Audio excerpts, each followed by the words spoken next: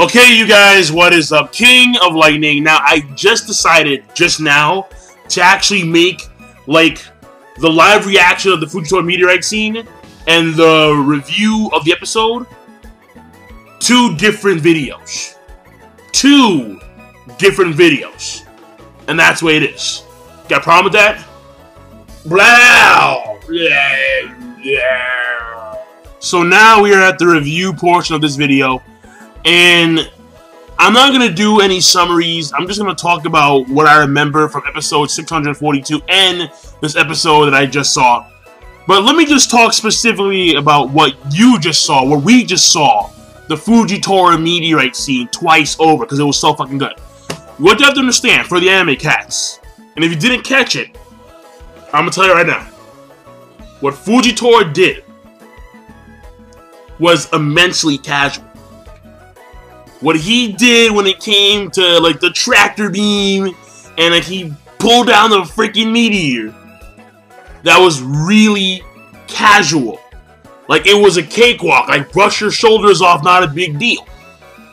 And apparently, he was actually trained, according to Flamingo, by Akainu. Him and Green Bull. Now, see, I'm worried, because I'm like, yo, if Fujitora is this disgusting, casually, Green Bull has to be just as nasty casually. I mean, look at Kizaru. If you watch Film Z, Kizaru is able to vaporize like these huge, massive galleon ships with just simple finger beams. I mean, and vaporize, gone. And here we have Fujitora. Just tractor beam. This thing goes into space, deep space, and it pulls out a fucking meteor. Like, it's insane. And what I did like a lot was the triple play action. After Caesar Clown and the Marines, they haul ass. You have Trafalgar Law make his room. He cuts the meteorite in half. Because it's not a big meteorite. But it has a lot of velocity, it has a lot of speed, a lot of acceleration.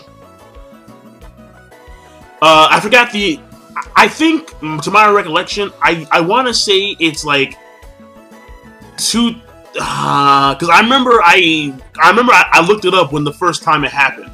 Like when it came to the actual speed of meteorites, normally, when they actually come into, you know, like orbit of Earth, and, you know, that kind of stuff. They're extremely fast. I want to say at least 1,000 times faster than the speed of sound. Like that's how fast they are. Something along those lines. Here's the thing, though. And I may be wrong about that, but whatever. Moving on. Here's the thing. We had the triple play, where First Law cuts the meteorite in half. And then you have one side go over to Fujitora, the other side goes to Flamingo. Keep in mind that Flamingo has nothing set up yet. So this meteorite is in his face with that kind of speed and force. And Flamingo, yeah, straight up string that. He just cuts this thing into pieces. But the more impressive one, I think, was Fujitora. Because Fujitora makes the same tractor beams as like a barrier. So not only can he pull things down with these tractor beams, but also he can reflect them with his tractor beam. And then it's like 4 rings that completely like block and negate the meteorite, and then it breaks apart. And the end result is like this uniform crater that was vapor, like this crate. They vaporized the ground underneath them, except for the parts where they were standing. And all he says is, yeah, you know, I just want to test your abilities. My bad, bro. Because he's not supposed to get, because he got Flamingo involved, obviously. And they're supposed to be teamed up together to take out Law. But he got Flamingo involved. And Flamingo's pissed. He's like, what the fuck? I kind of have to do a better job training you. And that's what I want to point out. According to Oda, I believe it was along the lines of, and maybe it was on an SBS, I'm not too sure. But Akainu is stronger than that. Akainu is stronger than Kizaru. He's stronger than whatever Green Bull has. He is superior to them combat-wise. And he's magma. So, either he has phenomenal hockey, Akainu, which we kind of didn't really get to see during the White Period War, or his magma's on like a whole new level of power and heat and so on and so forth. We're not too sure. But that's one of the things I'm looking forward to. The abilities of Akainu this stage in the game. Now, when it comes to the previous episode, to lightly glaze over it, basically the only parts that were important were the fact that A, Flamingo there's a possibility that he's a Tenryu Bito, which is a big deal.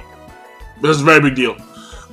B, the fact that you have the initial meeting of Fujitora, Flamingo, then of course Trafalgar Law, where you had Robin pretty much talk to Law for a few minutes and like it was a clone. Also, you had filler scenes of the Luffy stuff, and that also occurred in this episode. I'm not gonna lie, alright? The filler scenes that involved Monkey D. Luffy and the previous episode were, I think, ridiculous. And then in this episode, even more ridiculous, because Luffy went gear second to dodge a fucking bull.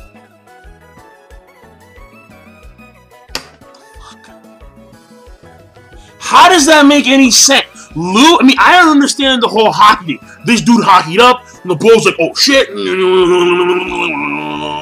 And the bull starts to sweat. Nah, I'm on your team, bro. Alright, hockey up. That animals bow down to the Conqueror's hockey. That's the way it is. But the fact that Luffy went gear second to dodge a bull, I think is appalling. And we see, that's the thing though. In the anime, it's not just gear second. It's full blown gear second. Like the entire body.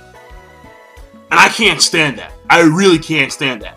Because in the manga, it's clearly depicted to be one arm, one leg. The only time you actually used, to my recollection, the only time Luffy actually used a full-blown gear second was against Caesar Clown, like the third time round, when he dodged his Ghastly attack, and he was just punking him. In pure speed, he was just punking him. Oh, he was punking him. He didn't even use gear second to freaking outrun the explosion that Caesar Clown made. And yet he has to use gear second to fucking dodge a bull?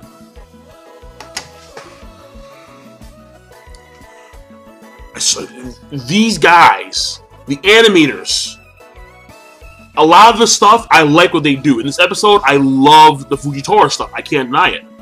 But some things are just appalling, to say the least. I hate that.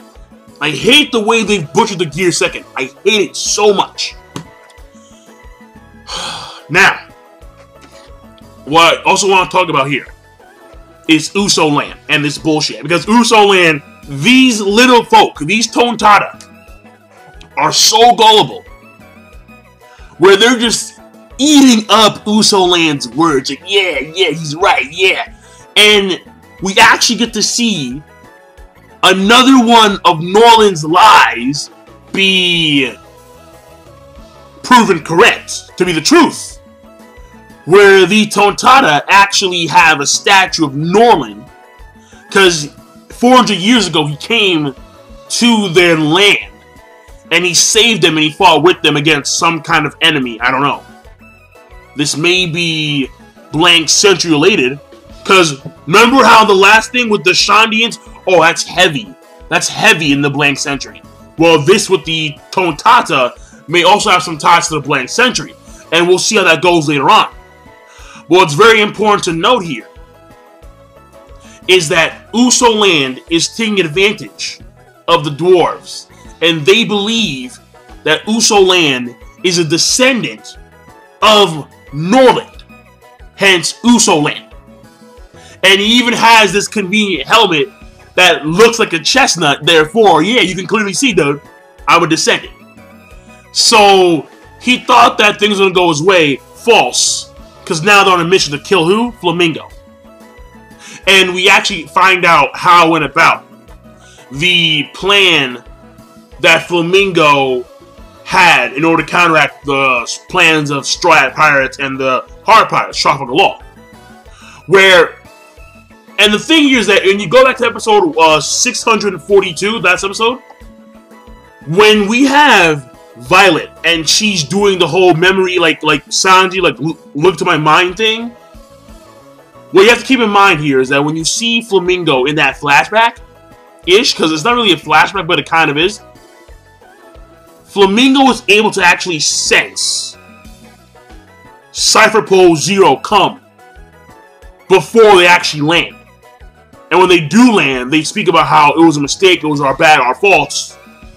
And then we have an extra addition to today's paper to amend what we made a mistake of. So he tricked the world. And that's Flamingo. Like, see, that goes into the mindset of Flamingo. Flamingo's mindset is scary. Because not only does he have the power to do so, which, again, has Tenryubito ties, but also, he is willing to trick the entire globe, the entire world, or at least a majority of the world. Maybe only the New World, maybe it's only like the Grand Line, we're not too sure exactly. However, he's willing to trick the masses, the majority of the populace of the world, just to trick like 10 people. Flamingo is deadly. Flamingo is very deadly. From a power standpoint, from an ambition standpoint, from a mindset standpoint, he's very, very deadly. Alright? If Flamingo has his way, the world government will cease to exist in the sense of it'll be taken over by his regime because his goal is to become Pirate King. However, of course, even though his goal is to become Pirate King, he is afraid of Kaido. Oh, yo, listen, I mean, like, there's a lot of hype, but out of all the things I'm looking forward to the most in One Piece currently, it's Kaido. Like, bro, I can't wait to see Kaido. We've seen Big Mom. We've seen Shanks. We know Blackbeard. It's time to unveil the King of Beasts, Kaido. It's time to just lift the fucking mask. I can't fucking wait. I'm like, yeah, bro, where does do that? Like, yeah, where does do that? So, overall, the episode last week was okay. Because it did lead into like a big thing with the Tenryubito. But the animation was very meh. It was very meh, subpar. The pacing was slow as fuck. And then there was filler scenes. So even though it's very important information regarding Flamingo about how he may have ties to the Tenryubito, which is why he has so much power, not only in the sense of a Shichibukai, but also in the sense of the government and pirates, because these factions everywhere. But also, it's important when it comes to the mindset that we get a deeper glimpse of when it comes to Flamingo, when it pertains to Flamingo, and how he operates mentally. But even though we had those good things going for the episode last week, there are too many negatives. So overall, okay. Subpar plus, to be quite honest, actually. When it comes to this week's episode, the beginning is phenomenal. The beginning is yo status. That meteorite's fucking yo status, it's very obvious. However, I'm sick and tired of these filler scenes. It pains me greatly to see what they're fucking doing with the Gear Seconds. And finally, the animation was phenomenal at the beginning. And then towards the end, it was also not bad with the Haoshoku no Haki. But overall, after that, it was okay. So since you have great scenes going on animation-wise, I'll probably give like a good plus to great. Because you have to consider the Fujitora stuff and the meteorite, and also, of course, the ending with the Haki and the Brutal Bull. But the pacing was slow. The pacing was, in fact, slow. There's no denying that. So overall rating, I'm going to give it a good plus. I want to give it like a yo, but no, good plus. So I'm done. King Lightning, if I forget anything, I apologize. This is me catching up. So now we're back on track. If I forget something, I'll mention it in the next review I do. And that's it. So, King of Lightning, rate the video, comment, and subscribe as always.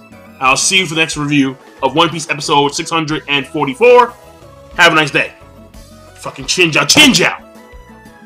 The legends. The fucking legends. Alright.